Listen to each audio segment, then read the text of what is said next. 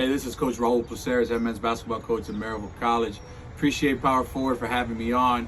Look forward to the many other guests that'll be on the show.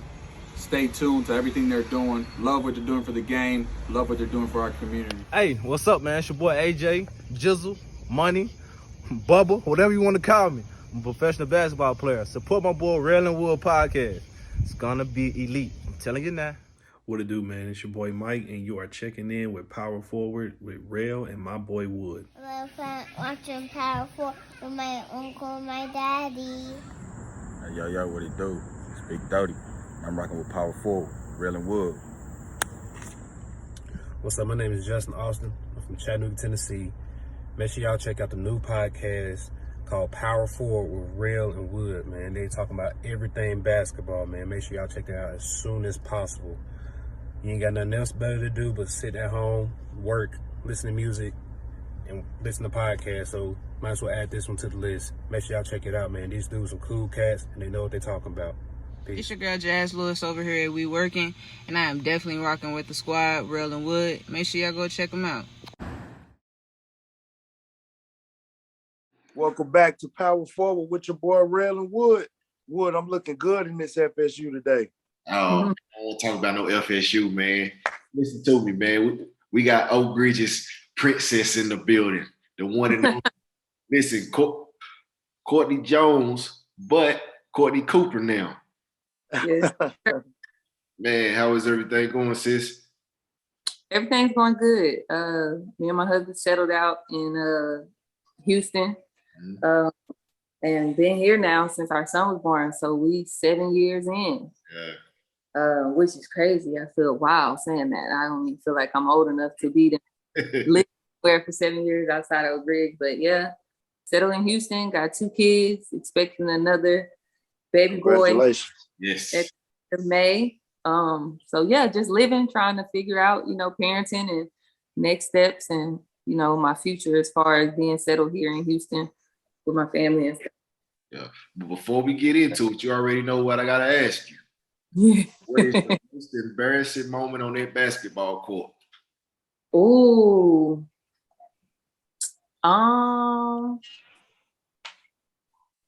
It kind of depends on the situation or the time, but I remember playing my first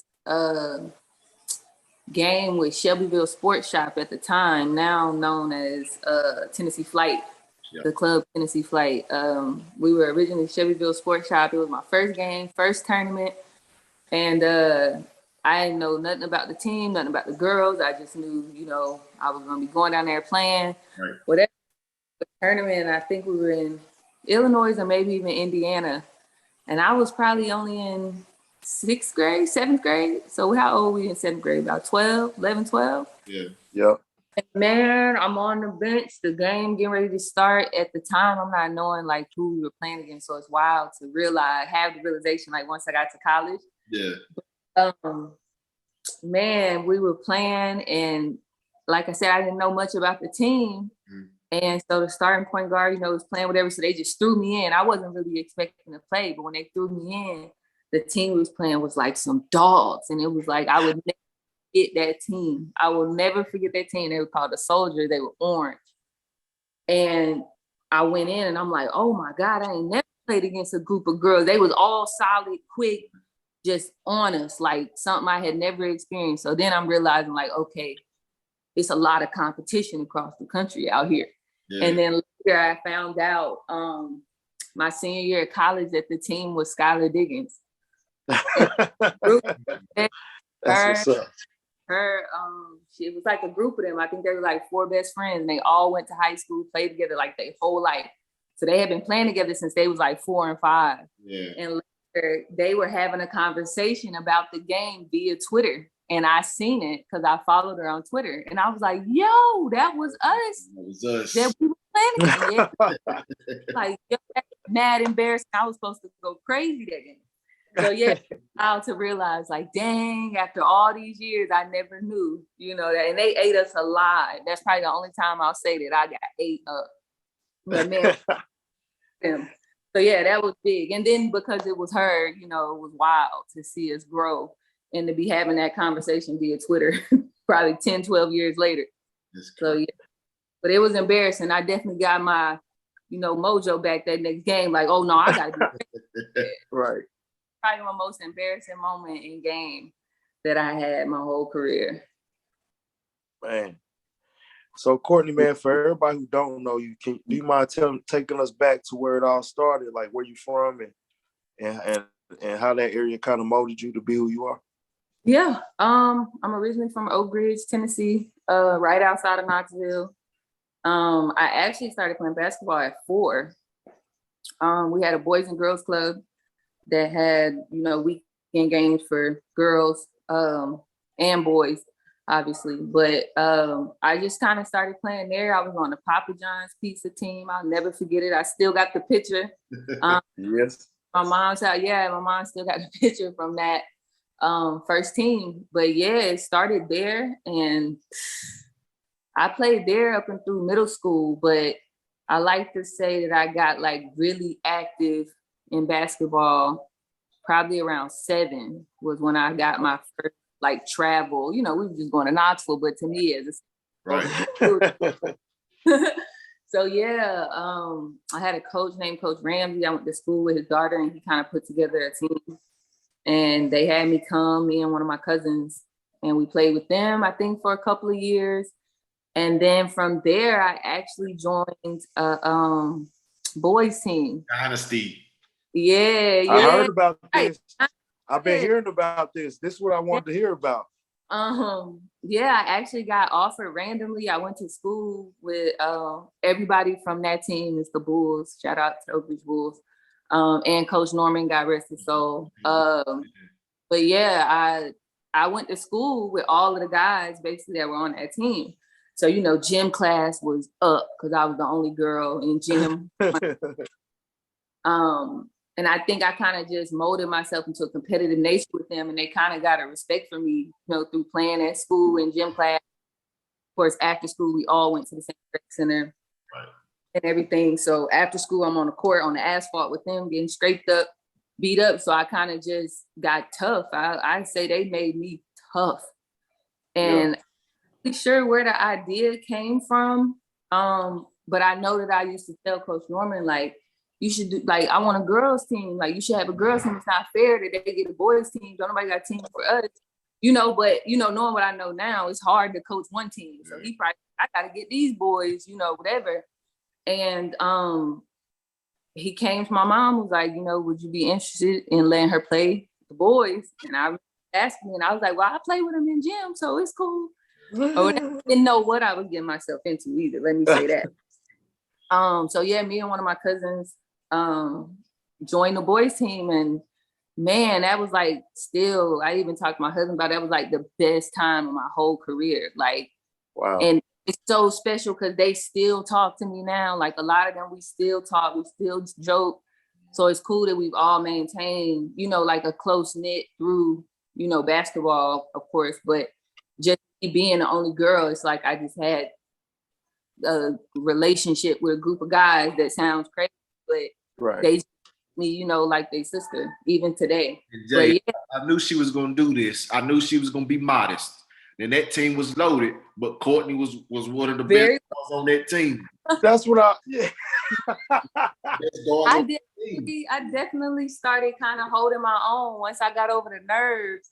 I remember we were playing at Saremore Green, man. That's why it's so, like, it's electric. I feel like when I talk about the Bulls team, I think nobody. She's bringing back some spots, man. Yeah.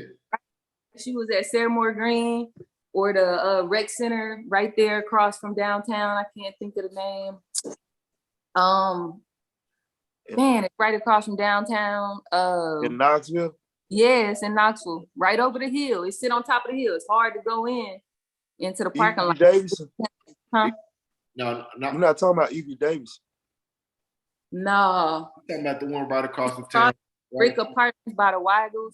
Right over on the side of the interstate. I can't think of it for the life of me, but it was a Cal Johnson. Cal Johnson. My God, I knew when you said the name, I know. So yeah, Cal Johnson. I spent so many weekends at Cal Johnson and Saremore Green, man.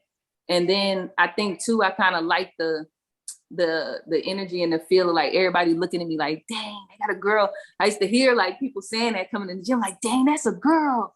But I always had my hair braided to the back, you know, to kind of feel comfortable. So everybody wasn't just standing. But yeah, everybody used to whisper. So I think that people kind of just started to notice me from like such a young age. And I still remember the first game he put me in, we was playing CCYSP. I think at the time their jerseys might have been like maroon and blue, or like blue. They had the Bulldogs or something like that. Yeah, right. Yeah, and they had point guard. They had Tinky, got rest his soul with the braids, and Tinky little D, or somebody else was on that team. But it was crazy because when he threw me in, I was spooked. I got in and I'm like, well, they kind of, you know, I'm kind of holding my own like I do with the other boys, but I was still kind of intimidated. And I still remember I hit my first three and it was like over with in my mind. Like, oh no, I'm on the team. Everybody worked. So then from them, you know, we played the Lakers. I still remember playing against Chase and Chance and all of them. I still remember Chase blocked my shot, man, one game. He almost knocked my head off and I hit the ground hard. I was just telling my husband this story the other day, so it's crazy that I'm on here. But man, he fouled me so hard, I swear I probably had a concussion. The stairs or the bleachers at Saramore Green, and the coach was like, "No, go back to the stand. She all right, right?" So my thing like ringing. I'm like, "No, I'm not okay." All right. He had me keep playing, yeah, and I got a lot of respect after that game because I stayed in. I think they thought I was gonna cry because I was the only girl. So it was like the whole silent air. Oh my God, he didn't mean to. You know, everybody trying to go. I'm like, I'm straight. I do this every day at the park. So yeah, it's crazy to realize how many great basketball players I played against. Even Linwood and them. Like I feel like I done played against every great basketball player that came through at that time. So I love it. It was really cool. They definitely molded me mentally. Like, I think that's where I got my, like, I can hold my own with anybody. Because if I can play with the boys, I'm definitely going to rock with the girls. So as soon as that happened, and then I guess 2 seasons later, he gave me my own team. He finally started a team for me. And I got the Lady Bulls, which a lot of people don't know a lot about because Coach Norman ended up passing during our first season. So we didn't get a lot of time with him, you know, as a group, the girls and everything. But he ended up giving me my own team. Like I said, the Lady Bulls, I played with Tanisha Hartzell. It was so many of us on that team. Mercedes Blair, Jazz Lewis played with us for a quick, you know, stint. Yeah, we had a lot of people that were, you know, in and out of that group. So Vic Daly, I got a lot of friends, you know, even from that experience, even though we only spent a short amount of time together. It was really cool to watch that all blossom. For sure. And then from there, you know, I guess it's just kind of the nature of the business, especially at that time. I feel like that's when youth sports was kind of starting to like take off, and people started branching out and like looking for teams. College recruiting became like a big thing, I felt like, in my generation. So after my coach Norman passed, I was approached by Shelbyville Sports Shop, which at the time was ran by the now known as Insels. But my coach was actually Matt Insel. And now he coaches at Middle Tennessee. But at the time, he was my coach going to Shelbyville Sports Shop. And that was such an amazing opportunity. Like, looking back on it now, I had no clue, you know, the type of basketball. Like, you know, ours was like that hungry, gritty, you know, environment. Everybody showing up. It's a loving family, you know, environment. And when I got up there, I'm like, oh, they mean business. You know what I mean? Yeah. Oh, these people not playing. They got college recruiting stuff set up. It was kind of, I had to like switch gears and kind of get myself ready to get recruited on a level that I don't think I was prepared for, you know, at the time. But looking back on it, it definitely kind of shifted my career, you know, in a way. They were sponsored by Nike. Like, I didn't even know that was a thing at the time. So we getting all this gear, you know, we doing all this crazy traveling, out of state, doing all types of, you know, big tournaments. And I think just the exposure that came with me, or really my mom ultimately, but us making the decision to go ahead and, you know, break off and see what that opportunity was going to present. It definitely helped my career shift you know, as far as exposure in the colleges I was being recruited by, and different stuff like that. So yeah, I ended up playing with them the rest of the way. We switched to Tennessee Flight. Like I said, now that they're known as Tennessee Flight. But man, I had some. What year did they switch to the Flight? What year did they switch the name to the Flight? I actually, I actually got moved up from Shelbyville Sports Shop in 8th grade. They approached me about playing on their silver team because, you know, they kind of had downs of whatever. Right. So I was in 8th grade, and their silver team was actually their junior team. So all those girls were in junior, you know, or juniors in high school.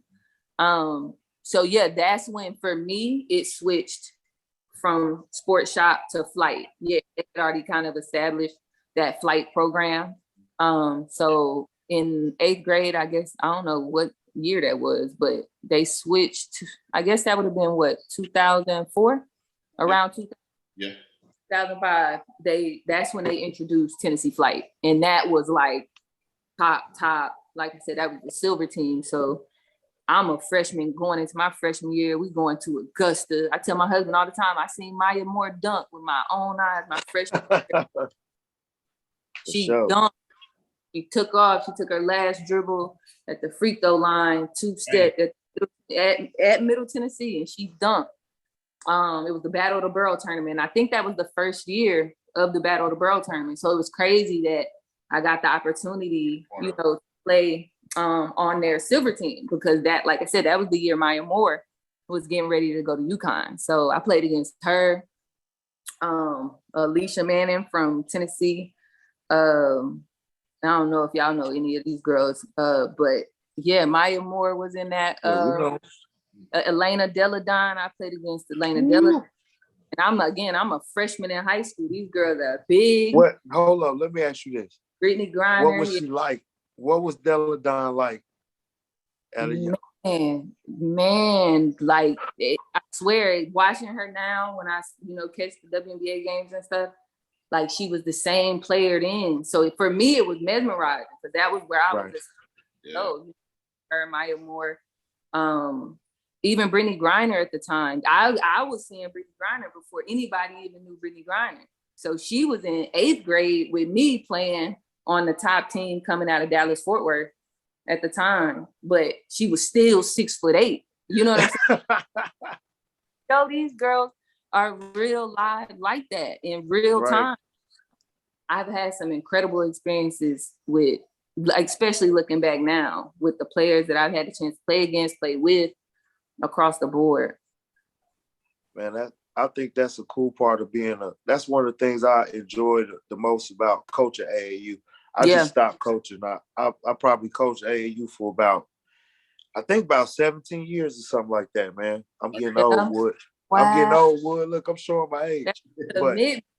That's so dope. Yeah, man. But what I was gonna say is another cool part besides coaching, you know, your team or your kids. Mm-hmm. You know, you run into the same people. Yeah. You know, you run into the same people, and you know, it's just kind of cool. It's been a couple guys like Kennedy Chandler, for instance. Yeah. I can remember when he was in 4th grade, man. See? Ain't that crazy? Yeah, it's crazy to see it. You know how it go. Yeah, it's wild. I mean, I wish I could say everybody, but of course, you know, the Maya Moores and them are a lot. You know, but even my college experience, playing with Alicia Clark, that's wild. Because her talent is so underrated. I tell my husband all the time, like, nah, she was giving buckets. Like a 30 and 10 night was nothing for her. Nothing. And I'm a freshman at Middle Tennessee looking like, whoa. Like she's really doing this to whoever, because we played Tennessee, Louis, we were playing big teams, you know. So even to get to experience playing with her, and now she done won, I think, 2 WNBA championships, Defensive Player of the Year, season before last. So yeah, that part of it, I cherish all of that. Playing, even with Skylar Dixon, we played against her the whole time that I was coming up. Like I said, Brittany Griner, Kalina Mosqueda-Lewis. I seen her. Kalina Mosqueda-Lewis was shooting like that when she was in 6th grade. See? He was on the top West Coast elite team in 6th grade. I was in 8th grade. And she was on the roster in 6th grade. That's crazy. Her career go through UConn, you know, and where she is now, I'm like, yo, people don't even understand she was giving buckets in 6th grade. She been giving buckets. She's been doing this, yeah. So to watch it all unfold is wild. It's such a blessing. Man. Across the board is a blessing. But when you get to, you know, experience it and see people reach the height, like you said, Kennedy Chandler, that was crazy what he was doing in the tournament, you know? Right. And to kind of grow is wild. The opportunity sports present. When you said something about Brittany Griner, it kind of took me back. I was at an AAU tournament one weekend, and somebody grabbed me after my game and said, "Hey man, I want you to come see this dude. He gonna be the #1 player. He about to be the #1 player. Nobody know about him." We go to the game and we on the baseline. It's Zion Williams. See and what I'm saying? Yeah. You know how like you said, Skylar Diggins, you said, dang, they good. I never seen that. Like, you know, right? Hey, y'all, all he did was catch the ball, drop step, and dunk. It looked different from anybody I ever seen. I've been coaching a long time, Wood. That's all he did. I said, yeah, he going to the league. Yeah. Going to the league. He going. That alone. Off that alone, he going to the league. Going to the league. He was a specimen, man. You know, it just looked different, though. You know, art, yeah, for sure, for sure, man. Do you think? I heard you talk about, you know, when y'all once y'all got with the flight, and, you know, you started going out traveling more, playing or whatnot. Do you think like those early experiences you had when you were younger, where you kind of got thrown into the quote unquote fire or whatever, you know, with the boys, being in uncomfortable situations, do you think that helped you out? I think it definitely helped me out, especially because I take a lot of things, you know what I'm saying, in that moment, literally, you know what I'm saying? Right. So kind of like being aware and being in that moment and then pulling yourself up, it kind of puts you in a different mindset, you know? And for me with basketball, I always felt that mentally I was always okay, but it was because I very early on, I was kind of getting shuffled. I was having different experiences that I feel like a lot of girls, especially, don't get to experience that. You know, what are the chances that an all boys team gonna ask a girl, you know what I'm saying, to play? Right. That's gonna be rare. And then she plays and actually plays, not just in practice, not just, you know. So I definitely think that. And then of course, having to go to Murfreesboro, you know, that was such a big commitment for me and my mom, really, because we didn't know anybody. We didn't even know the coaches. You know, they had started coming to my middle school games. I guess, I don't know how they had heard about me or what the situation was, but they kind of started coming to my middle school games watching, and they picked at it for a while. And they kept asking my mom, we kept telling like, no, we a part of a team, you know, we keeping this camaraderie. We got Coach Norman, whatever. And, you know, once Coach Norman passed, it kind of like it really rocked me because, of course, I had spent a lot of time with him. Yeah. So for me, it wasn't just a coach, you know, that was leaving us. It was a father figure. He took care of all of us. He took us to practices. You know, he was really, really present as a coach. So I guess at that time, I didn't really know what to do. And we didn't know what the fate of our team at that time and what it would be, because I tell my husband all the time, like, if he had, you know, stayed here, all of us, I would venture to say all 11 kids, no matter what I would bet my life, all of us would have got college scholarships. Yeah. He wasn't settling for nothing less. He was at the school every Wednesday. We was giving progress reports. He was pulling up at lunch. I told my lunch mirror, it was glass. Man, he bent that corner. Oh man, it was gonna shake you up if you knew you had a rough week. Yeah. So just present, you know, it kind of ripped a lot of, you know, stability. I guess it would be stability. And you know, we tried to move on, but it was just like the energy just wasn't the same. Yeah. Like if it wasn't Coach Norman, we just had to kind of disperse and, you know, figure it out. So I was blessed that I had the people in Murfreesboro, you know, reaching out, trying to get me to come. But going there, you know, I'm uncomfortable. I don't know these people. My last coach was like, more than just a coach. So I kind of had to put this shield on of like I said, it became business for me. Yeah. It was enjoyable. It was super enjoyable with all the people I grew up with. And I'm seeing people at Sarah Green, we getting the same, y'all know the vibes at Sarah Green out there. So it just felt like it was family. I'm meeting people from Knoxville. We getting new friends, everybody hanging out. So going there, it was like, all right, I need to just be about basketball. So that's where my whole mentality of, okay, they got college coaches watch these girls play. We in 7th and 8th grade. Like, that's crazy to me. We still kicking it. So, it's still fun for us, but for them, the environment was so much more serious.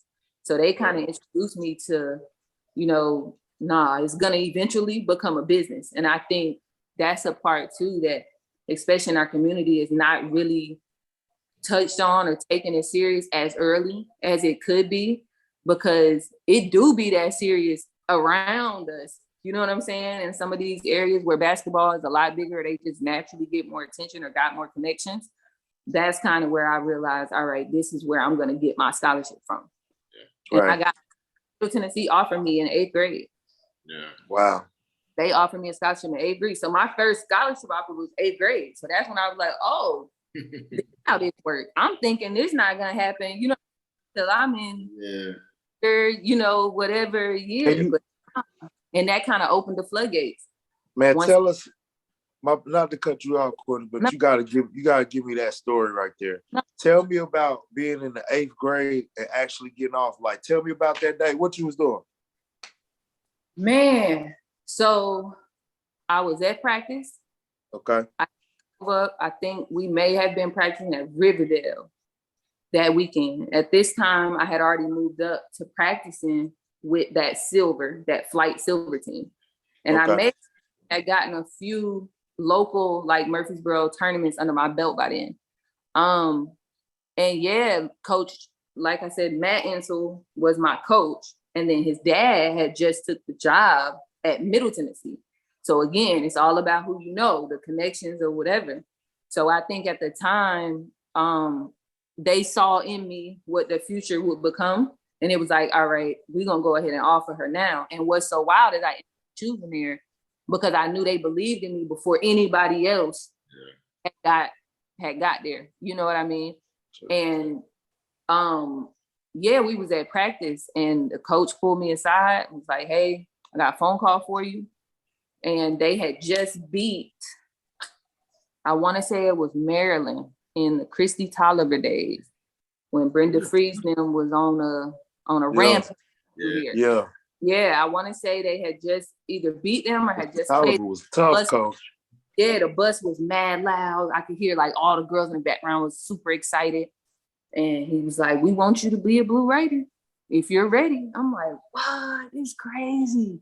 I didn't really take it probably as serious as I should. I mean, I knew it was real. Yeah, but I asked my mom, like, oh my God, this college reached out to me, whatever. She was like, girl, you got a long time. Mine, like, you got a long time before that. But they were my first official offer, and they never took it off the table. They on me from 8th grade up until I made my commitment. I guess it would have been the beginning of my junior year at Oak Ridge. It makes sense, though. It seemed like everywhere so far, everywhere is like a family environment, before. You think about it, like how you said you came up, what you was accustomed to or whatnot. And then even with the flight, with them holding on and still recruiting, that's one of my tactics right there. I don't take no for an answer. On a good player, I wait 2 years. Yep. You remember what I said? Oh, for real. Yeah. That's exactly how it happened. They really were on me. They were telling, preaching the opportunity and this and that. And we like, nah, we solid, whatever. But nah, they stayed steady. And then, of course, they got word that our coach had died. And then they approached us. And like I said, I took the opportunity at that time because it made sense to, as far as where my career was going and what I wanted out of, basketball and everything. Man, now to the fun part, man. Go and tell us about this amazing high school career. Because before this is Jay. This ain't fair. How good they was, Jay. So our Central girls team wasn't really that good, but every time we played Oak Ridge, our player would leave her shoes at home so she wouldn't have to play. If I had to go against that squad, I probably would have left my shoes at the crib too. She got sick. Nah, she left shoes at home. No shoes. No shoes. Have it. Nah, that's funny, man. I still remember. So that's crazy. Running I from can it. pulling up the Central, that brick, yeah, the brick of the school, all of that. That's wild. Yeah, nah, that's crazy. That's crazy to think about. Yeah, nah, my high school career, man. I told my husband I'm gonna have to find this footage of me, cause when I was in 8th grade, they do this like talk show, cameraman talk with this guy named David Clare, and I know. Yeah, he the voice of the Oak Ridge Wildcats, XYZ, whatever. So at the time, they were taking visits to each middle school to interview the players that would be transitioning into the high school program, which at the time was ran by Coach Jill Pruden. And he came and he set me and one of my teammates, her name was Shanae Nunez. And we were the seniors, I'm not seniors, but we were 8th graders on the team. So we were doing the interview. And he said, so what are your plans when you go, to high school? And I was like, well, what exactly do you mean, like my plans? He's like, do you have any aspirations? Do you have any goals when you get there? And I was like, oh, I'm gonna start. And he's like, whoa, really? And I was like, oh yeah, I'm gonna start varsity. And I was serious. Like I genuinely felt like I'm gonna start varsity or whatever. Yeah. Not realizing what starting varsity at Oak Ridge High School at the time really meant. I'm just knowing I'm in my bag in middle school. So, it's only natural that I'm gonna go, I'll never forget the day summer workout started at high school. Oh my God. Our assistant coach was named Coach Tisdale. And man, I got on the track and she was like, so you think that you're good enough to start? And I was like, yeah, coach. Now I'm all nervous because I'm saying him, but I'm not realizing everybody in the state or the city is watching this. I'm just talking to him. Oh man. She said, well, our starting point guard makes 6-minute miles. Take off. I never ran a mile in 6 minutes. 8th grade, we was getting them for like 8 minutes. Yo, that was another time I got a gut check. That was like a gut check in my basketball kind of, I'm through to the fire. Like, wow, now I have to run it in 6 or I'm never going to play here. Basically is how I felt. Oh man, that was the hardest mile still to this day that I ran. And I made it at 5:56. I will never forget it. I made 5:56 and I fell into the grass and I looked up at her and I was like, and from there, she was on me. Like, she was like, oh my gosh, she got the grit. She got the whatever. And man, she molded me into like, I became so much smarter. I thought about the game different. Coach Jill Pruden was like, such an incredible coach. I hope somebody does like a story on her in Oak Ridge at some point. But I was just a little scrawny freshman. I weighed 96 pounds. So I'm coming in. Kiki Stewart was our post player at the time. I think she was number 3 in the country overall. We were getting a lot of attention. It was a lot that came with me saying, oh, I'm going to be the starting point guard of this team. Right. Like, I didn't realize that. I'm just a little kid thinking that I'm really that good and wasn't really that good at that time. But man, they worked me out heavy. And my freshman year, I ended up starting and I just played mellow, did what was in my range, gave assists, didn't ever try to do too much. And then just kind of built that trust with my coach, through my freshman year, just listening. Really is all I did, just listen and worked out and, instructed or did what they instructed me to do. And then going into my sophomore year, I kind of had, my feet up under me.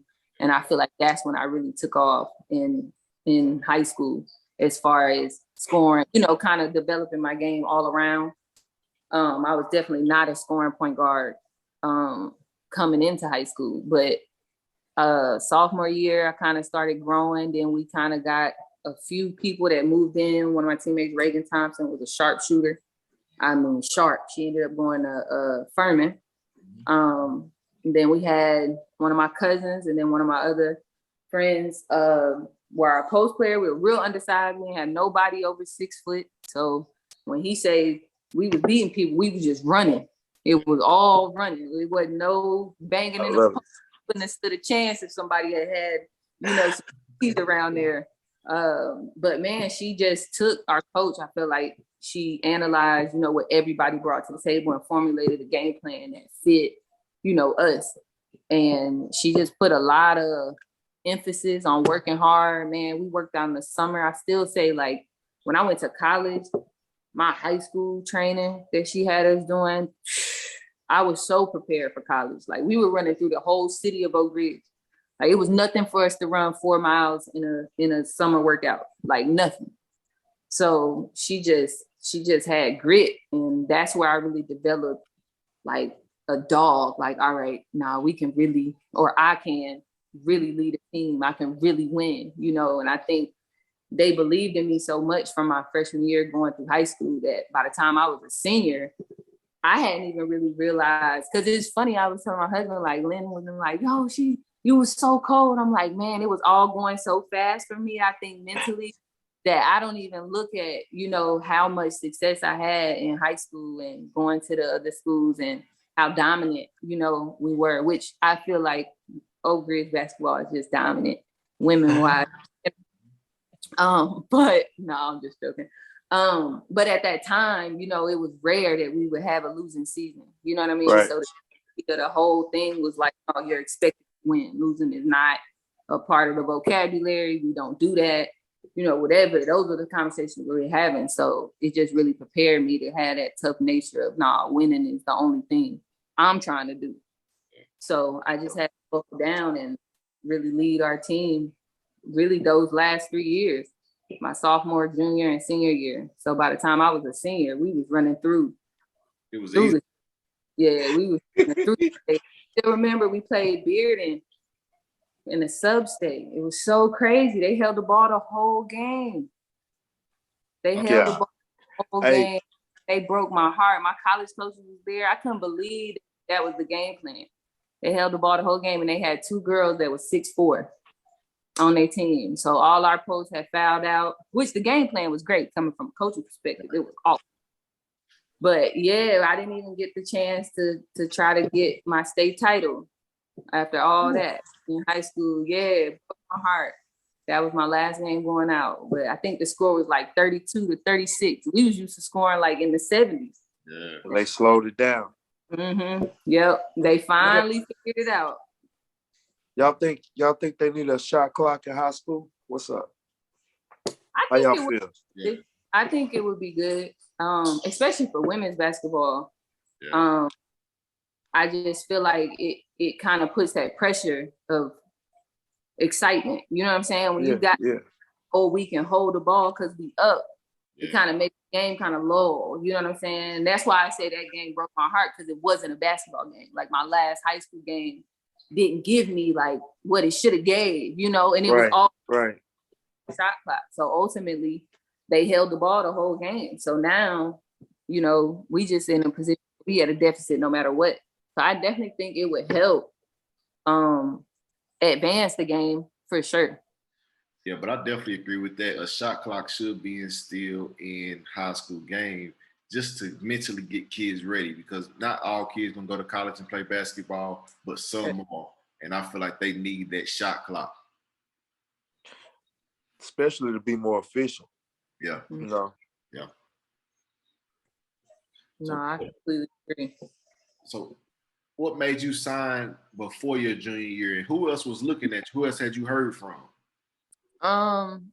So I guess, like I said, MTSU had offered me in 8th grade. So that was kind of already solidified, situation at that time. And once I got to my sophomore year, it was travel season my sophomore year. So going into that in-between time, going into my junior year, I was being recruited heavily by Cincinnati. I was also being recruited at the time by Louisville. I wouldn't necessarily say as heavy as Cincinnati is in MTSU, but definite interest, and for sure could have went there, no problem. I took a visit and went whole thing or whatever. But those were really like my top 3 schools that I was like considering. But I was getting calls from and interest from all kinds of schools. DePaul was on me heavy at the time. I'm trying to think, because I really kind of, once I narrowed in on those 3, I kind of didn't really keep track of everybody else, but I had quite a few. But those were like my top 3 going into my sophomore season, going into my junior year. And I kind of felt pressure, I guess, in a sense of, like I said, that belief that MTSU already had in me. And I kind of looked at the rosters. Angel McCoughtry was leaving Louisville the year that I would have been coming in. And so they had a lot of steam, a lot of smoke, which now obviously they built something incredible. Since, you know, I was getting recruited, but Angel McCoughtry had just left, so they were kind of going through that rebuilding phase. They were recruiting, and they were very open and honest. Coach Walls was open. They weren't just recruiting me at the point guard position. And then Cincinnati, they were recruiting me heavy. They had already offered me, but for me, it kind of boiled down to me being realistic about what I wanted as far as my experience in college. And I always wanted to go somewhere in college where I would have a great experience, play in the NCAA tournament, had a potential or the opportunity, not really potential, had the opportunity to go pro if I chose to, you know, and I felt like MTSU was just the more realistic school for me. And I know that, you know, I don't think it sounds crazy because I went there and I know what the school was capable of. But, you know, you hear Louisville at a time when Angel McCoughtry was leaving, a big recruiting process for me. But with MTSU, I just felt like with my skill set and, like I said, what I wanted for my own personal experience, it was about more than just going to that big school with that big, you know what I mean? I want to go somewhere where I was going to play all 4 years. I don't want to sit on the bench. I'm from playing my whole life, you know, after I left the board, I started and, you know, got off all of those years playing and starting and really getting to enjoy it and, you know, live the experience that I wanted to live through basketball. So I thought MTSU just gave me the opportunity to do everything I wanted to do. And I did it. I went to the NCAA tournament 4 years straight. And that's a blessing. Big schools that don't get that opportunity at all. But I knew going to that school, like they're that good. That program hones in on making it to the NCAA tournament. That's a part of the recruiting conversation. You know what I'm saying? So this isn't something they just saying, oh, this is a goal. No, this is what we do. So, and like I said, I came in when Alicia Clark was there. So they was definitely going. I think Coach Insel went to definitely 13 to 14 straight NCAA tournaments. There's not a lot of coaches in college who say that. No. You know what I mean? Especially coming from a smaller school too. That's very, very impressive. Exactly. So, and I got 4 conference championship rings. I got the NCAA tournament my senior year. You know, so I got a lot of you know, accolades and experiences that some of my friends that went to other schools that were quote unquote bigger or had a little more buzz at the time, you know. And MTSU is a school too that when Coach Insel was coaching us, we played against Tennessee every year. I played against Louisville every year. I played against Kentucky every year. So was there really a difference in the experience? You know what I'm saying? I'm still playing against these schools. I'm still traveling to these schools or whatever. So for me, it just made more sense. And it was closer to home. You know, I could right there. And my family, I come from a really big family in Oak Ridge. So my mom was at every single home game in college. You know, so that was a blessing for her to be able to be there and continue to watch me through that. And I even got the opportunity to go pro, you know, so I even went and played overseas for a year after college. So it definitely worked out for me, for sure. All the way from Oak Ridge. All the way from Oak Ridge and ended up in Romania. Who would have thought? Man, check it out, y'all. I thought about this. I thought about this while you were talking. Mm-hmm. When you think about this, y'all. Think about how many athletes in this area, you know, Knoxville, Oak Ridge, kind of this right around this area, have come through the E.V. Davidson or Seymour Green or Cal Johnson, that rec league that you was referring to. When I first got here, man, that thing was on fire. For real. Fire. It really was, man. That's the best time of my career. Still, even after going to the NCAA, that's the best time of my career. Like, if you were able to experience that for however long, even if it was just one of those little seasons, and I still feel like I played some of the best basketball players I've ever played against there, male or female. Crystal, for sure. I think of Crystal last name, but she was giving buckets. You know what I'm saying? There's a lot of hoopers came through, like you said, those rec centers and Seymour Green and stuff. It's crazy how many in there. And the reason why I was bringing it up, because I feel like, in a way, it's like we forget about it. We don't recognize, like, you know, what them places really, really mean. You get what I'm saying? Because after you come through, you know, like after people like y'all come through, then, you know, I watched T come through there. You know, I watched T and his group come through there, and you know, a lot of success. That group that he was with in Oak Ridge, them guys being together, a lot came from that, man. You know what I'm saying? So shout out to all them guys. Tajon doing real well too. And doing incredible. I was just listening. Man, trying to go back. Yep. And Tajon is an example for a lot of kids, man, where, you know, you ain't got to be the best. You don't always got to be the best, you know, when we 8, 9, 10, 11, 12, maybe in 13, 14. Yeah. But when his light, he stuck with it, and when his athleticism and his coordination and everything caught up, problem. He a problem, and he a real problem. Yeah. He is a real problem. Yeah. And that's talk about that a lot, especially with us having kids and our son being an athlete. You know, that's not preached really no more. You know what I'm saying? I was just talking to him about that with her daughter, and she coming up, you know, the Knoxville B-Mays circulation program and everything. And I haven't been home to know, you know, what the environment is like. I just can go off of the Seymour Green, you know, and that stuff. And I'm telling her, like, we had a roster full of dogs. Yeah. He was capable of getting a Division I scholarship. Every single one of us. Now, whether or not it worked out, it wasn't the path, that's cool. But every one of us was capable, you know. But like you said, staying the course, staying diligent, understanding that even if you're not necessarily getting that spotlight, you know what I'm saying, it's still going to be a time for that light to shine. So stay diligent. Oh, yeah. Whatever. But people definitely don't push that narrative right now. Yeah. In sports. And we talk about it all the time, Jay, and Courtney, you touched on this a little bit, but man, finding that right fit for college is the difference between making you a good college basketball player and a great college basketball player. For example, Quez Glover. Oh, yeah. You see what Quez doing?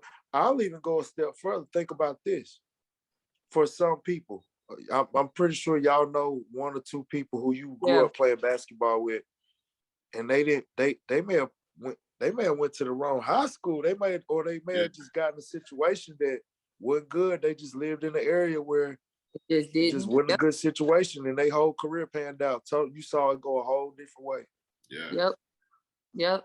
I got plenty, a lot, you know, on different teams, boys, girls, whatever. Yeah. It's a lot that it was just the situation. And it didn't pan for sure. So if you think about it, man, like and I mean, you kind of already spoke on it, but like, where are you at without Coach Norman? You know what I'm saying? I couldn't even really, I don't know. Cause like, man, it's little things that he had me doing. And like, as a kid, realizing that I was taking it so serious at 11, I remember he told me every night, when I first got on the boys team, that if you're gonna be on this team every night, you better lay on your floor, get the basketball, and work on my form. You know, the simple stuff. Yeah. He said, I'm gonna need 100 of them a night. I didn't even question it. I'm like, that's what I gotta do. Cool. 100 in. He asked my mom, did she do 100? Yeah, she did them. You know what I'm saying? So that accountability started at 10, 11 years old. You know what I mean? Yeah. Now, I'm not challenging what a coach say to me because I understand now the coach knows best. I'm learning that at a very young age, you know, so my respect for him and just what he was building, I seen his success. He wasn't just talking it, we going to practice and we really knocking threes down at 10, 11. You know what I'm saying? That's coming laying on the floor doing those, you know, but I'm not putting all of that together. But now my son on a hoop, I'm gonna need them 100. Need that. Yeah. So I always say I could have been the number one point guard. I say it all the time, just because he demanded such excellence. And I think not a lot of coaches now, even when we go watch our son, it's like everybody's timid.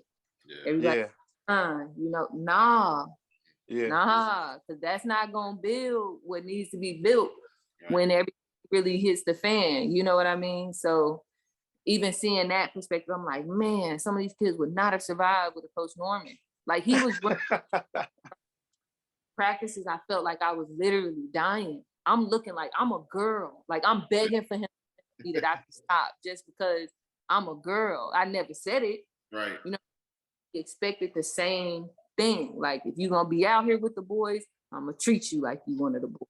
You know what I mean? So without Coach Norman, probably definitely wouldn't have even scratched the surface of where I got to. Because I still hold on to that, even in my life today.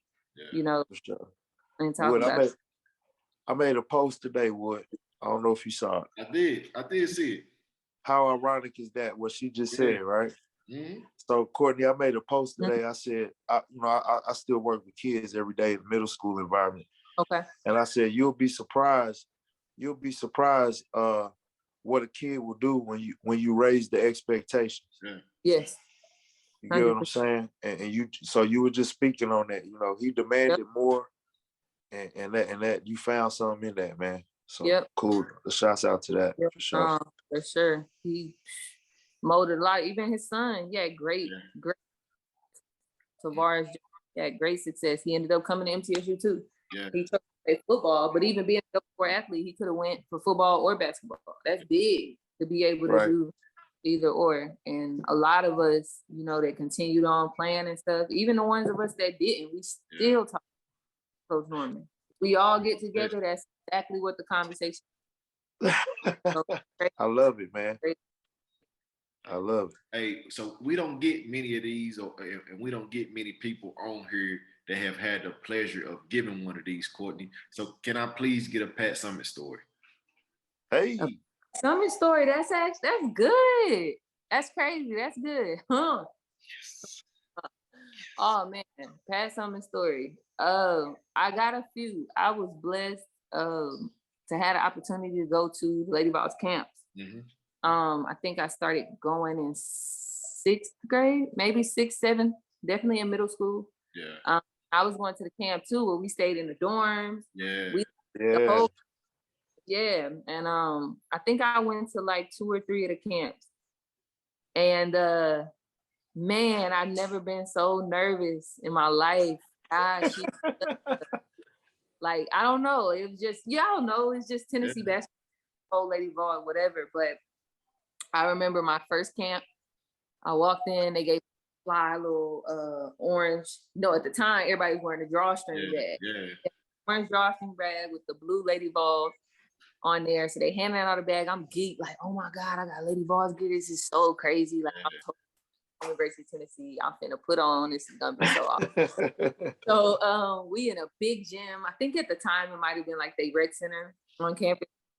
Stokely. All in the gym, and you know how they open up the camp like past some so it's like mad girls in there. But man, they asked for volunteers to do the first drill. So she always had like the players do it, and then they would let campers, you know, whatever. So my hands shoot up as soon as they ask. It's like a layup drill. So, oh no, I gotta go. I'm raising my hand. He doing all this. So she didn't know I had already walked up to her prior to them sitting us all down and like not introducing myself, was just like, hey, Coach Summitt, can you sign whatever it was they had gave us? Yeah. So I threw my hand up. She remembered, oh, that's the same, little girl, whatever that time. So they called me out there, man. And I think it was like 36 ups, and I blew like the first 2 because I was so nervous. And I was crying after the thing. I went to my mom like, "Yeah, they're never gonna prove me." Like so traumatized by it. But of course it was all just nerves looking at it as an adult. I'm like, man, I went out there and really blew my first 2 layups and Pat Summitt. Like that could have started my recruiting process, not really. But in my I'm like, yo, I'm never gonna get to know this school. So it was a terrible, terrible introduction. And that was the first time I had met her. Yeah. So it was traumatizing for me. But it was great because later on, when I was in high school, I can't remember how we ended up there, but I had been going to camp so long that she knew me, and I knew Tyler too. Yeah. So it was cool later on and kind of had a conversation pre going to college and stuff. She knew I was going to MTSU. Right. She was my coach at MTSU. Yeah. And everything. So I did get the opportunity also to have a real conversation with her, as a mature hooper.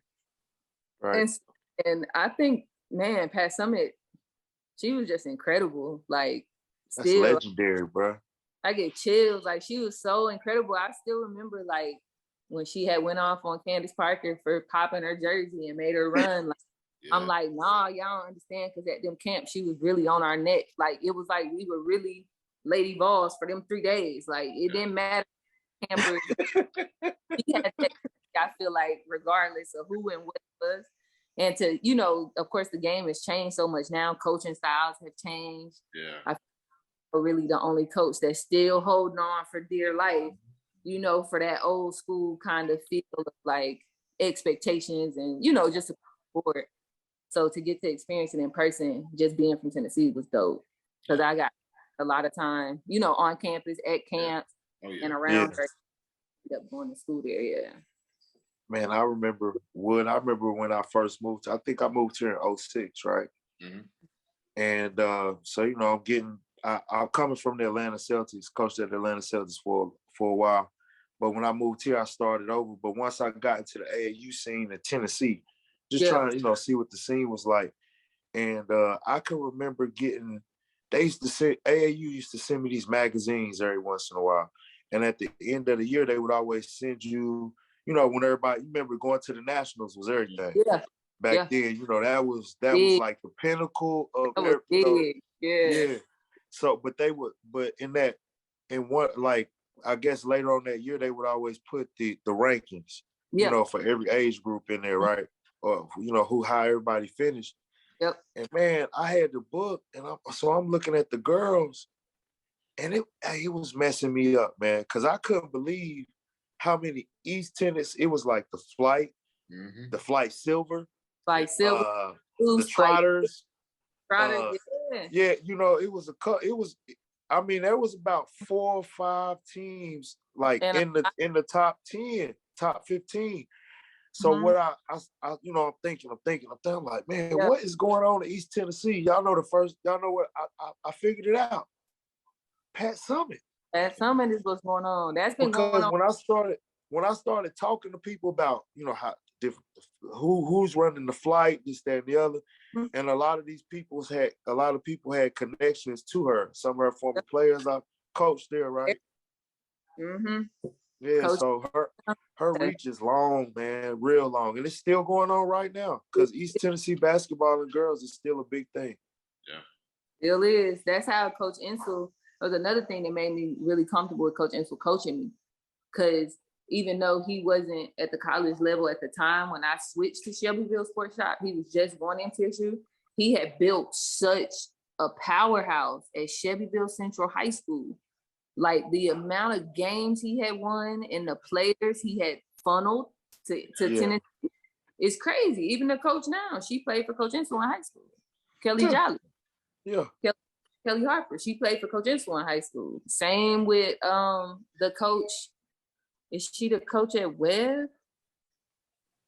I can't think. You talking about oh God, I can't believe you put me on the spot.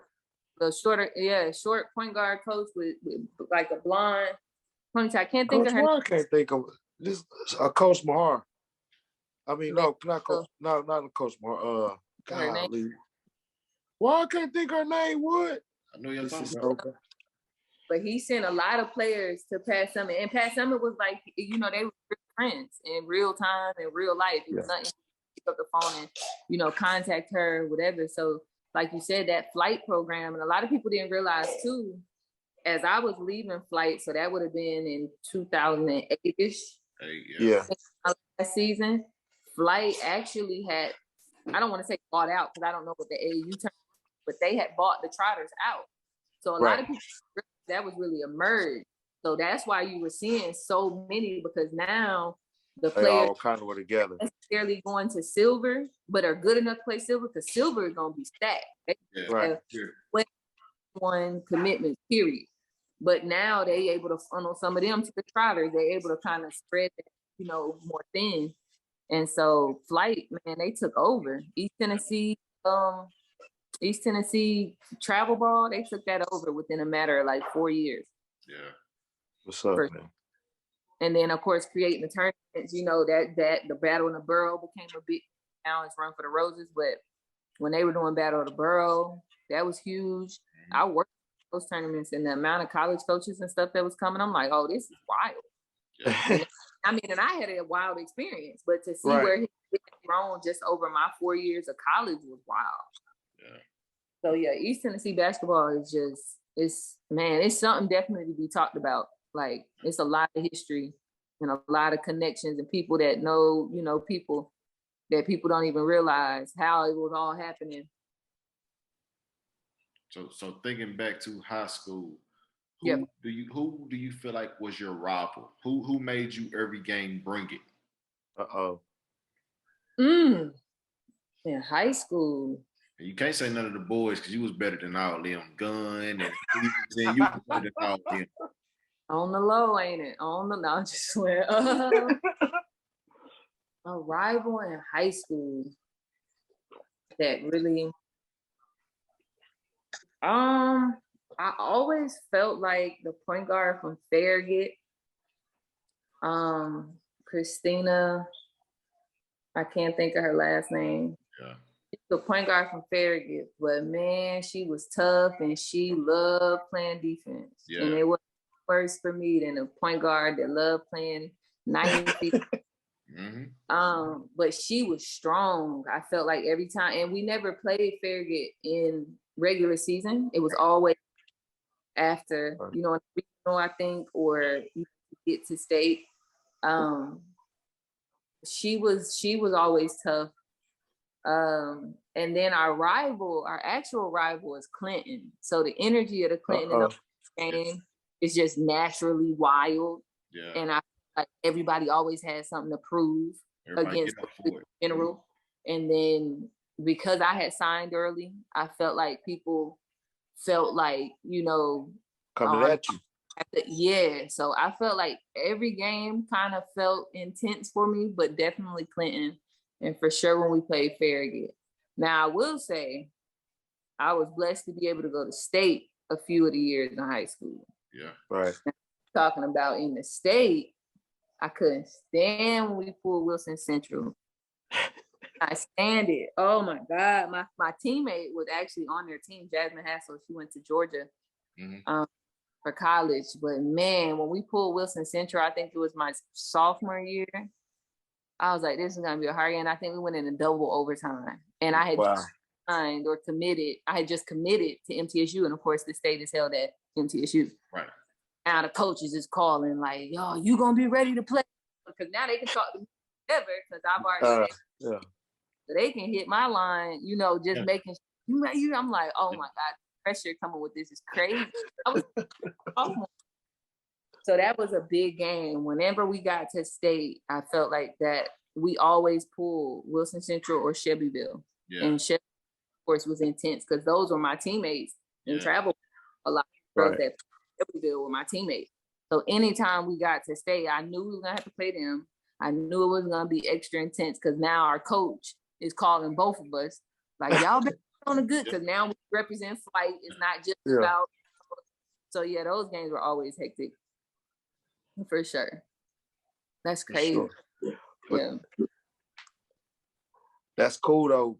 It's going back to it, Wood. You see how coming up in the AAU circuit, how it helps you out too, just with familiarity, like when you get to the state tournament, because typically in AAU, you gonna fit, who the best players are in Memphis, who the better players are coming up in Nashville, and that's who you grow up seeing when you get to the the cream of the crop most of the time. 100%. Yeah, it's definitely not. If you're talking about college and you're talking about trying to advance after high school, AAU is definitely imperative. Yeah. It's definitely gonna, because high school you're not really gonna get at. They're there to do a job per se. Right. So you may not get as much focus from those coaches as you would your AAU coach when it comes to recruiting. For at least my experience, Right. Because they have more of an obligation to the team as the school team, not a personal individual relationship with the player and helping them develop, what they need to learn for college, XYZ. And even now, I mean, with social media, I couldn't imagine navigating it now. Oh, I'm gonna tell you this. It's tough. It's tough for the coaches now too. Because you were speaking about something, and even with guys that can give the opportunity to be on the circuit, be in front of college coaches. Now what's happening, especially like in bigger cities, like say like in Atlanta. So can you imagine they got over 8 shoe teams in one city? So how much? Oh, I go over here. I go over there. But I mean, it's all good. Nature of the beast, I guess. It's still good to get people get opportunities, though. You know what I'm saying? Yeah. It's a lot different. It's that through one of my young journeys with AAU, with how like you said, it's so many teams, so many people coaching, it's so many people, putting in that input, or not necessarily input, but just there's just so many youth sport organizations now. It's kind of oversaturated in a sense. Yeah. Well, what you don't get to see this. I'm gonna tell you what you don't get to see a lot of, and I think sometimes it's important, especially when you're talking about development at younger ages. Yeah. The more comfortable you are, the more chemistry you have with like-minded people, and the more we can keep building that chemistry, the better. I make it develop a little bit faster as far as like my 5-on-5 game. Yeah. You know what I'm saying? Playing with other people and stuff like that. So if I was lucky enough to play with a real talented player or a couple of talented players for 4 or 5 years, we're gonna be pretty good. Yeah. That's crazy that you said that. I just had that conversation with my cousin. It's hard to keep people together now, though. Yeah. That's what she's running into, and she wasn't a former athlete, so she'll ask me, and I'm not in that circuit yet. My kids aren't old enough, the type of experience they're having. But even with her team, her daughter is incredibly talented to be a team pro, and she is gonna be. If she keep working on, she is gonna be that. Yeah. It's gonna be. I don't think that our area has seen as of yet, and that's saying a lot because we have had. That is saying a lot from Houston, Texas. But what she's looking like right now for that area, that's gonna be something serious. But I say that to say she is an incredible athlete and she's bringing a lot of attention. But unfortunately, I feel like a lot of parents, I don't know if it's parents, if it's coaches, or if it's a combination of both, because like I said, I think that no one values that building. It doesn't, you know what I mean? Kind of like we were saying with Tajon, everybody's light's not going to shine when we're 10. Yeah. Right. You know what I'm saying? You just kind of got to navigate the waters because your journey not going to be that person's journey. But if we can build something, who's to say, my attention won't bring you some attention. Now, it may not be the attention I'm getting, but it's some attention. And some is better than none. Some is better than none. Focuses on being that top player, that one, that best player, that nucleus of the team, not realizing the bigger picture of these coaches are looking for teams, right. People that play on teams. They're not Right. looking for individual players. It's great if you can be an individual player, but you still got to be able to play. So if you jumping around and you're not ever developing that chemistry, you're not ever getting used to what it feels like to build a team, you're going to end up gypping yourself of an opportunity potentially. You know what I mean? Right. So I was telling her, I don't really know what the answer is, but for her, y'all got to get her on a team that has a coach that understands building. Yeah. We got 10 girls that are committed to the same thing. And even if you're having conversations with the parents at that time about college, whatever, all of that is very important. You gotta give the whole picture for people to believe in that building, to believe. Right. And I feel like people have lost sight in why we should all be coaching, why we should be doing this stuff. You know what I mean? And it's unfortunate. I mean, I plan to start, getting back into coaching and doing that. Here we go, Wood. Yeah. To do my part. Yeah, because I feel like if us hoopers that been through it and that understand what it really takes to be successful, no matter the level you choose. If we don't give it back to the game, we're gonna leave it to people that may not be doing it for the right reasons, or may have, the necessary knowledge and skills to really develop the game in the way that it should be. For sure.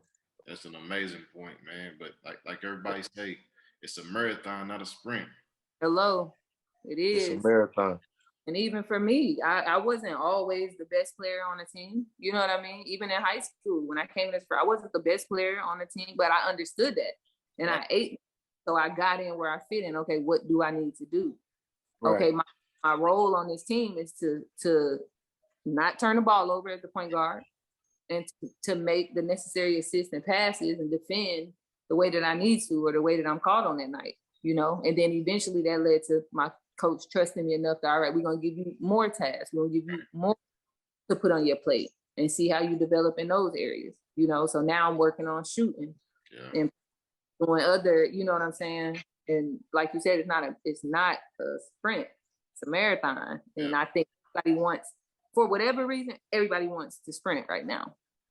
Oh, yeah, for sure. It's like, for sure. Yeah. So for sure. I can only hope that everybody one day gets back on the same page, Yeah. One more question. Yeah. What y'all doing down there in Oak Ridge, man? Because I just went to a game. I watched them girls down there in Oak Ridge play this year. Wood, something ain't right. Yeah. I'm going down there, Wood. I'm doing an investigation. What's up? What Wood, you see? I just gotta admit this. Yeah. I was thoroughly impressed with how disciplined they were. The communication, bro.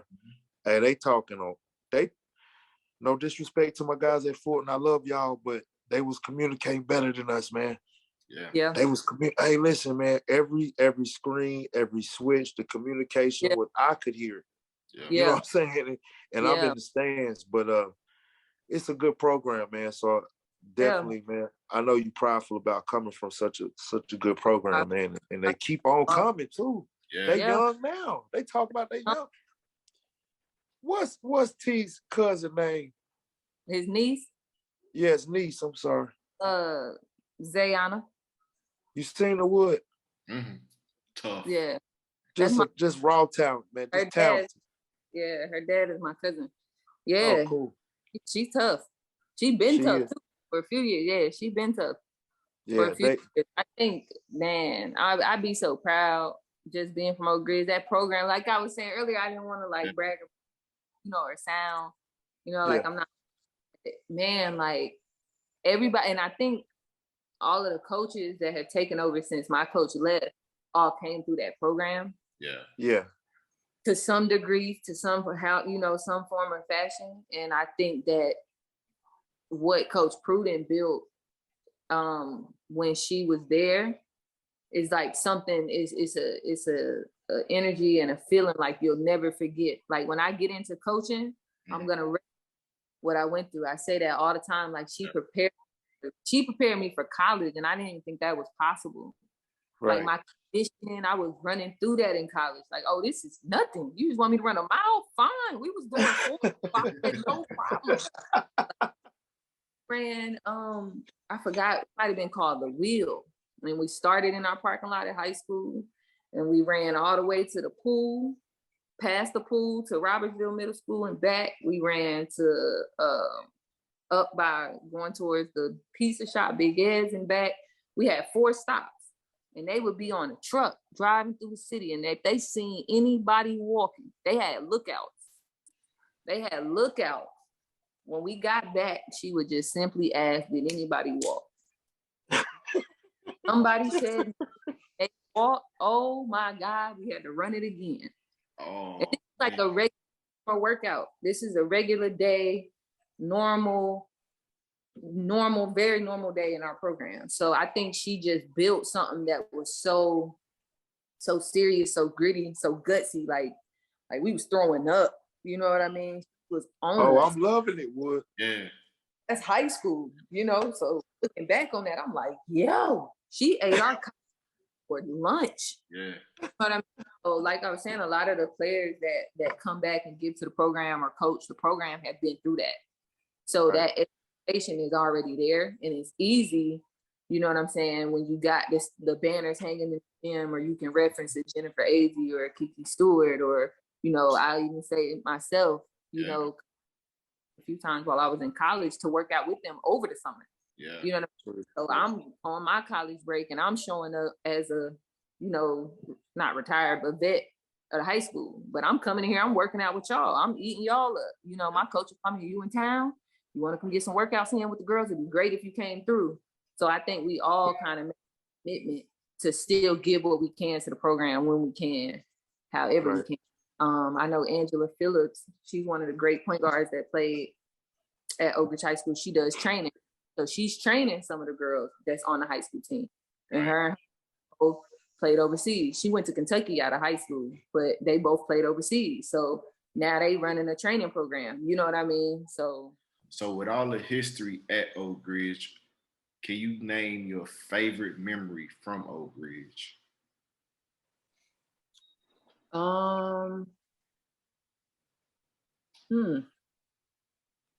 I can. My favorite memory. I'm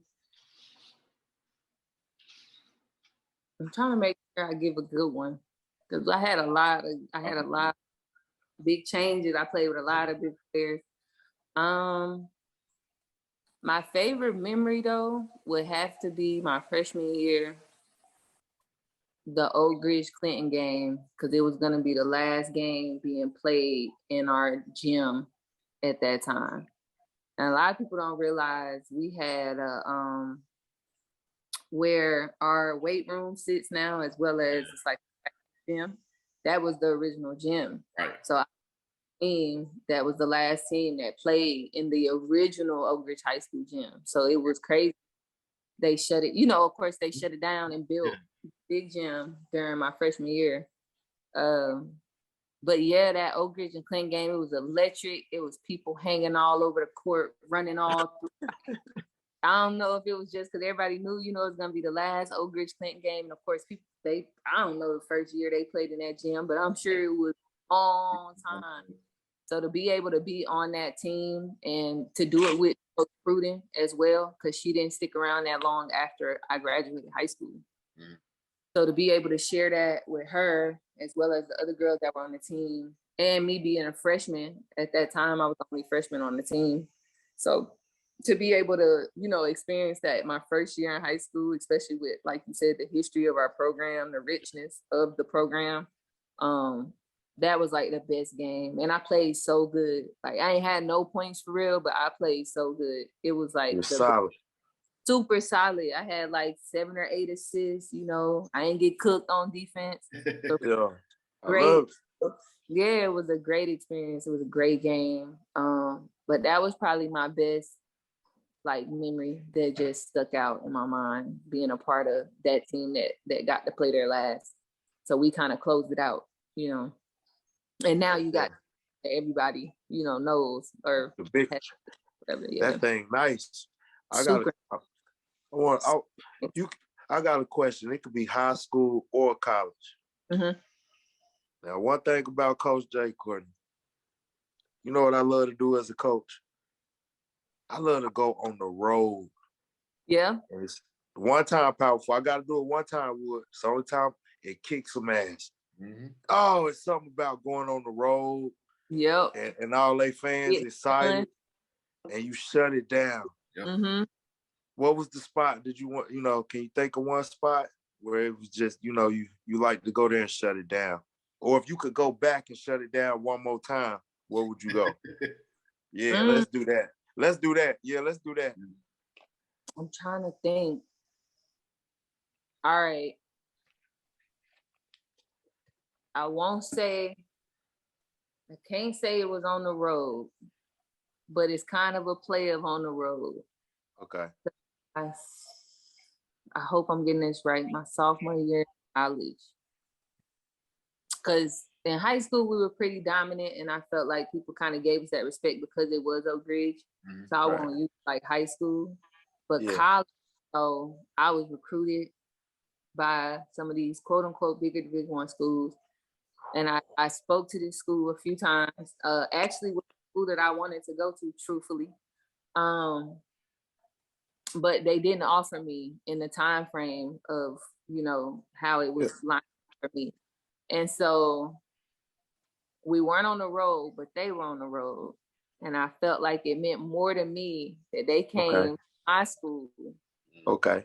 That I chose, you know what I mean? Okay. And they walked out with an L, and they was ranked number 6 in the country that year. Woo. She was playing that in her head the whole time. Did you hear that, Wood? Came to my school. And what made it even funnier is my dad actually went to Kentucky, and he played football for Kentucky. So he's a doctor. Or they a little crazy. And I remember he called me before the game, and he said, "Baby, you gonna be ready?"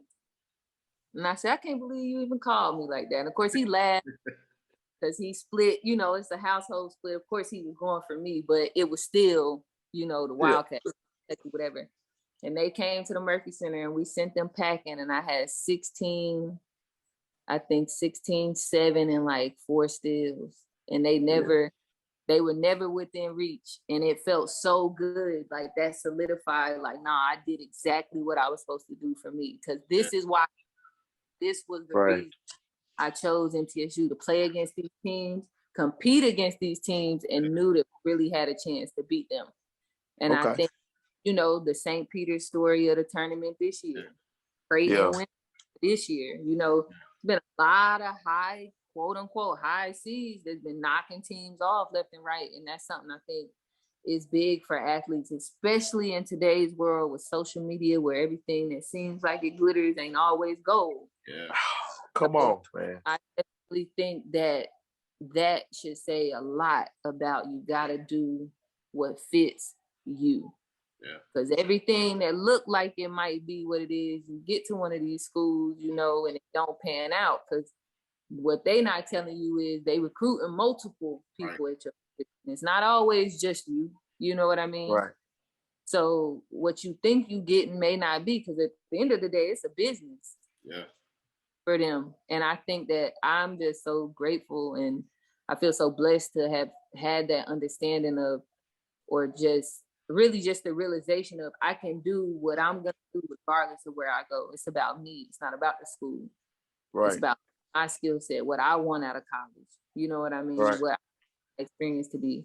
And being able to go to MTSU and play against these same schools that were recruiting me and compete. Because I played against Louisville my senior year of the NCAA tournament. I think they ended up beating us by like 10, but it was neck and neck the whole game. So to even, have to shake Coach Wall's hand at the end of that game, and it was that respect. I'm glad that you did what you needed to do for you. You know what I'm saying? Because we spent a lot of time conversing, so we really each other got time to really talk. So I just felt like I had a lot of solidifying moments at MTSU that let me know, like, nah, you really got to do what's best for you. And I think sometimes but kids, and it's hard to navigate you know, especially if your parents don't necessarily know or they weren't athletes or they're not privy to how that whole recruitment process goes.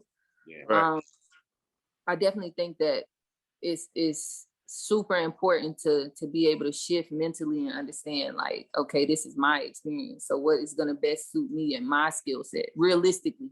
You know what I think it's important Yeah. because I have literally watched this. This is the toughest part, I think, for me as a coach. Yeah. To watch people develop, right? So Mhm. you go through all these years. Think about how much time, money, sacrifice, like you, your parents, your family made, how many cars they went, all these different things, right? Mhm. And then you get to so you've been doing all this to get to a certain point to give yourself Right. the opportunity.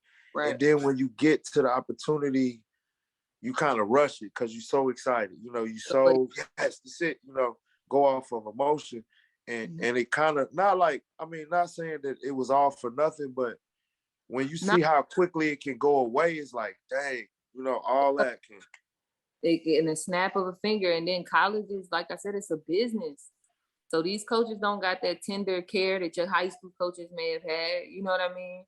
Or even really the care in general, because they got to keep their jobs.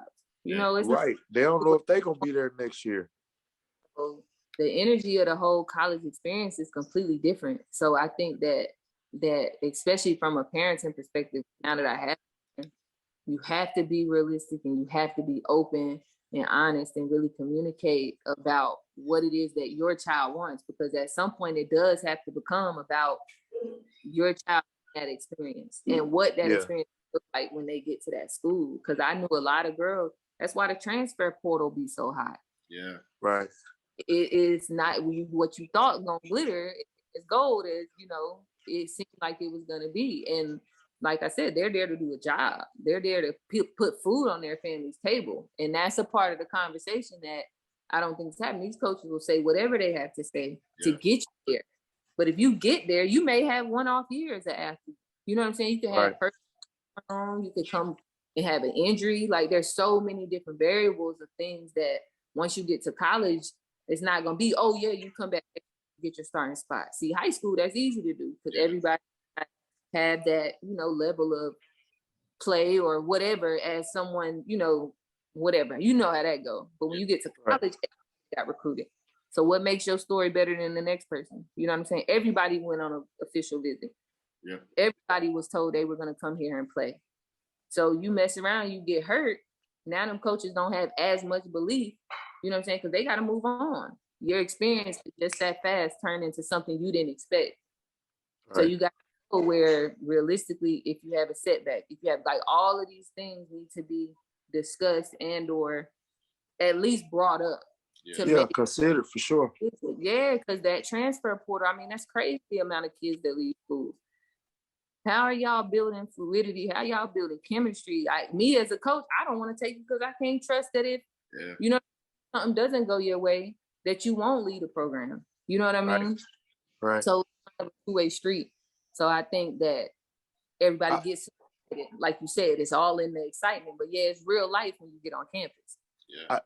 And I think this too. I like to play both sides. I think seeing another interesting thing go on where sometimes I think the coaches are lazy, not lazy, but let's just say on the recruiting trail, hey, you told me this guy's good. He's supposed to be all right. We got this guy. And without really doing their due diligence on that kid and really figuring out who that kid is, and you realize this ain't really what we want. 100%, because everything on paper don't always pan out to the reality too. Right. You know, you can have people averaging 25 and 10. I went to school with people average, they was up for ball. Yeah, but when we got to college, that don't matter. no accolades, you know what I'm saying? No, we worried about what we do right now. And for sure. We weren't playing low, mid-major. We weren't playing mid-major teams. You know, in the earlier part of the season, we did when conference came. Right. But outside of conference play was all ranked teams. Yeah. Yeah, you might have averaged 25 and 10 in high school, and that's incredible. I don't care what level it is. That's still hard to do. Right. But now everybody's good. You know what I mean? Everybody. So you have to decipher, okay, is my high school program a 5A program or is this a 1A program? Where now I'm not really playing against the competition necessarily if I go to a bigger school. Because I even seen players run into that. You know, they come from a small town high school and they've accumulated all these accolades, these stats, these points. And again, that's incredible. But is it realistic if you're going to a top D1 school? Or school that's consistently playing against top tier Division I basketball? Yeah. See, that's why You know what I'm that's why I love what Raul said. I'm never gonna offer a kid unless I can lay my eyes on him. Because you don't know, man, that kid can be dominating because he's playing against kids that have never played after high school. Exactly. Never gonna play after high school. Yeah. Yep. And that's true though. That aren't after high school. There's more that won't play than there are that'll get a scholarship and go play. Yeah. You know what I mean? Right. So I think parents, it kind of go back to even how parents now, everybody wants their kid to be a star. Everybody can't be a star. That's unrealistic thinking out the gate. So how do I take your skill set, your work ethic, your knowledge for the game, put you on a team, be it AAU, high school, whatever? How do I put you in a position to where you get some light and you at least get the opportunity? Because it's really more about the opportunity. Yeah. Right. You know what I'm saying? Getting ready to, getting the chance to go play. It don't matter what level you go. College is college. Yeah. Everybody in class. Everybody, you know what I'm saying? All of that is, and how many people play after college? Yeah. Whew. You know what I mean? Whew. So now you can spend all this time having an unenjoyable experience 4 years of your life because you committed to something, you know what I'm saying, that wasn't necessarily for you or the best fit. I think that's definitely, I feel like an offset that kind of got to get back out if youth sports and basketball is going to go back to, you know, the reality of what it really is. I mean, even now we experience it even with our son, and it blows my mind because, of course, we're both athletes. Right. So it's really that serious to us right now. We, like he said, it's cool. No, it's no big deal. But the competitive nature of some of the parents, and we're like, okay, so this starts extremely early. Y'all, because at 7 years old, at 7 and 8 years old, you got some people's parents saying they son going to the NBA, they son or their daughter, you know, gonna play professional. It's like slow down though and let them develop because you don't even know if they're gonna play sports like that. This just might be a gateway to something else. Exactly. You don't even know if they're gonna like it or look. He might be they might be a basketball player and end up being a weightlifter or something. I don't know. Y'all get what I'm saying? Yeah, definitely. Oh, you know, you can't put too much into it, and I think that's what's happened. It's become cool to put too much emotion into it. Yeah, it's like even with my little cousin, I be telling my cousin like, "Yo, she's 10. Chill out. 10. She don't need to do all this extracurricular training and the art. Like, bro, you know what I'm saying? It's cool." If she want to, but that's where you start stripping the enjoyment and now job to them. Like these kids are young and y'all got them bands and like, nah, I'm not doing that with my son. Like, to me, that screams you don't necessarily have that big potential, that big. You know what I'm saying? You either got that's the reality. Some people got it, some people don't, and then you have some people that light start to shine a little bit later. They build up a little more. They grow. You know what I'm saying? Whatever. And then they get the opportunity. Yeah. But it's rare you're going to see a little 7 or 8 year old and you're going to be like, yeah, he going to the league. And he actually like that's it's very rare. Yeah. But the stuff that came from some parents, I'm like, okay, yeah, y'all wild. Y'all gotta it's a lot of it's crazy. And the flip side to that, we all have seen somebody that as a kid, like 10, 11, oh man, that's the best thing ever. You get to high school, they ain't nowhere on the roster. A plateau. Or I'll tell you one of the worst. When he's on the court and you don't recognize him anymore. Has that ever happened to you? Yes. And that's why people gotta pump their brakes. Mm-hmm. Cause like I said, there's a lot of kids now. We done had kids that just quit. Yeah. Some of that they just stop showing up. Mm-hmm. Like, what? Y'all outside? Like, I couldn't imagine just not showing up at basketball when I was younger. But Sure. I had it, you know what I'm saying? I wanted to be there. It's a lot of kids now being forced to be in sports that don't even want to be here. Don't want to do it. Yeah. They're like, you teach your son all these moves. I'm like, I didn't even play soccer. And he's in soccer. Right. I'm like, he watch YouTube and he go outside and he do what he, for me, it's not gonna put no more effort into it. That's what y'all don't. Right. I'm not. He wants to do is what he wants to do, but he wants to be here. Right. But he didn't want to play sports. My daughter, I asked her, you want to play soccer? No. All right. Like, fine by me. We're not gonna sign you up. She don't want to do no sports. She don't want to do nothing. She's made it very clear at 4 years old.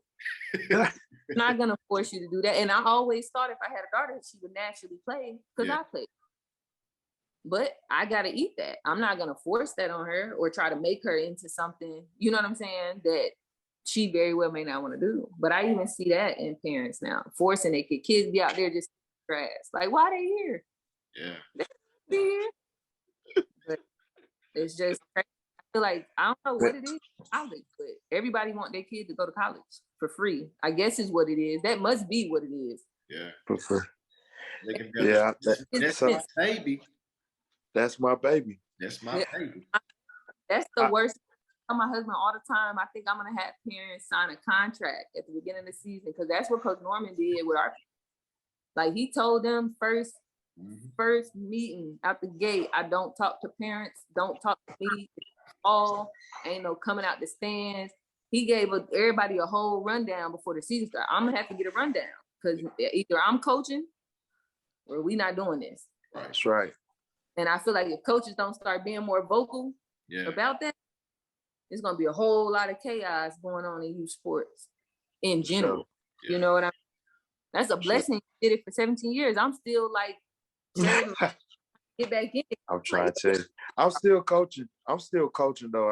I ain't doing AAU no more. Yeah. You feel me? Yeah. Man, one other thing, my bad. I might be moving all over the place. Who was your most memorable teammate? Good question. Most memorable teammate. Oh man. You gotta have her with you. Because you had some dudes on the team too. Yeah, facts. So either one. Gotta have them with me. I would venture to say I wanted to go with my college teammate, but it was a girl named Reagan Thompson. And she came to our high school from Tazewell. She had heard about, I guess, the camaraderie at Oak Ridge High School, I'm assuming is what her got privy to. And our freshman year, we had a new girl coming in, Reagan Thompson. She was a sharpshooter. And I don't know what it was about Reagan, but she just loved hooping. Like, she worked harder than anybody that I've seen with my own eye, a guard. I would venture to say she worked harder than any guard I've ever been around, which explains why she could shoot so well. Oh, yeah. But she came in and, like, she just didn't look back. She came in, she understood, like, okay, she the point guard. I'm the, like, we just played off of each other. I made some incredible passes. If I could get some film from high school, man, she was just always right place, right time, just lively. She was just such an incredible person to play with, especially looking back on it, being asked that. I don't know, we just flowed. We was a tandem, and I was hoping that MTSU offered her going into, because if they had ended up offering, she ended up going to Furman, and they recruited her. But I do believe if they had recruited her, I don't know if they really understood the type of, like, athlete she was. Like, she just worked so hard. Every day she was in the gym. Every day. And this was in high school. Yeah. Every day she was in the gym. She worked so hard, and she was tough. Like, she wasn't no, pushover or nothing. She was giving buckets. Yeah. in high school, so Sure. I wasn't surprised, that she went to Furman, which was still a great program, and it was a good fit for her. She had a lot of success at Furman, but probably Reagan Thompson, she played with me in high school, and she came freshman year, and me and her ended up being the only freshmen on that team. When they put her on varsity with me, and we rode out them 4 years, and that she was a lot of the reason why I got all those assists. Yeah. I love it. Yeah, I she love was, it. and then she gave me the majority of my assists for sure in high school. Yeah, she was really good. Yeah, that's your favorite teammate then. Yeah. Yeah. You know what I'm saying? Her mom just was telling my mom that when I come in town to let her know and bring the kids over. So we still talk and stuff to this day, and still talk and everything. So yeah, definitely Reagan Thompson. So Court, you can go back and talk to your younger self, or you can go give somebody knowledge. What is the piece of knowledge that you're giving somebody that wants to do what you did? I think what I would say to my younger self would be believe in yourself above all, and anything that you want, you can absolutely manifest. Any experience you want, it can be yours. You can get it. It's there. It's at the grasp of your hands. You're in control of your whole journey. And work harder, even when you know you don't really got to work that hard. Yeah. You know what I mean? Work a little bit, because working just a little bit harder, even when you already got it, when you got the recipe, working just a little bit harder may open up even more doors than what you could imagine for yourself. Because I look back on my journey and I say that to myself a lot. If I had maybe just, put a little more work, and I played a lot of basketball. Oh, yeah. I played a lot of basketball. So that was probably part of it too. I felt like I tell people all the time, I try not to put so much on my son and our experience with him, because I never had a summer. I started traveling at 7. Yeah. This So was my first summer off. Yeah, never. Right. And it was funny when I met my husband, that was my first year of never. Like, cool. I'm a hoop till the wheels fall off. I'm a hoop until I find, because once I left for college, I didn't really want to go work in corporate America. I had the skills to go pro. So I went on and went overseas, and I remember somebody asked me, I can't remember who it was. It was like, how long you gonna play? And I was like, man, I probably pay so I find somebody worth giving it up for. And I met him that following year. And I remember when I got there, he was in the midst of his career in the NFL. And one day he said, man, you the laziest athlete I know. Because I didn't work out. I took a whole year. And I was like, man, you know how long I've been running? You know how long I lifting? Like, you know how long my mind, because of course he couldn't make sense of that because he was still thick of his career. So I'm like, man, I've been running for summers. Like, my legs been so tired. So I say that to say, I didn't really get a summer off. I didn't really know if I was gonna do all of what I did, work even a little harder just to see what doors open. Because great. My journey was amazing. I wouldn't change anything. I loved MTSU. I loved the experience. Like I said, I got 4 championship rings. You know what I'm saying? Incredible moments. Played with some great people. But if I could look back and tell myself something, it'd probably be, if you're gonna be doing it all year anyway, you may as well do it until you can't do it no more. Yeah, so, for sure. Yeah, it was incredible though. I love it. I can't wait to be able to give back to the game. I got a lot of plans for what I'm gonna do here in Houston, and hopefully branch out later on and try to expand that, because I learned a lot being under the flight umbrella and that whole organization and what they've built and the way that they've kind of changed the game for youth sports, really doing all those tournaments and being able to have all those coaches come in incredible to have such a platform, you know, to be able to have that type of exposure for young athletes. But I definitely want to have my own team. I want to build my own, you know, empire here in Houston, and then hope to, like I said, branch out back home somehow. Sure. Figure it out for sure. It's gonna happen. Man, I'm motivated. Wood. I'm motivated. I just want to say, man, it's real refreshing to see, man, to see people who look like me doing positive things. And we would love, selfishly, you know, people like you that are so positive minded. We need you here, but the world needs you more out there, you know, where you at and stuff like that. So we need people to leave our community and be that, you know, so girls, boys, or whatever can see that, hey, you can go far, man. Absolutely. You And know that's probably the best part about my whole journey, my whole experience. Like, I couldn't imagine my life really any other way now. That's what, even going to Romania, I would have never thought that 10-year-old girl on a boys team was going to be traveling the world. I went to 8 countries in one season. You know, I lived 8 months by myself. I had to grow up. Like, I had to grow up, but I had to really grow up.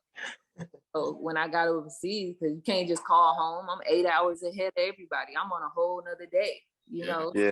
A lot of time by myself, a lot of time reevaluating, growing, learning, but just being able to travel, you know, now I can hop on a flight and go anywhere, and I'm not scared. Yeah. I don't have no worries about anything. So it was definitely bigger than just, you know, hooping.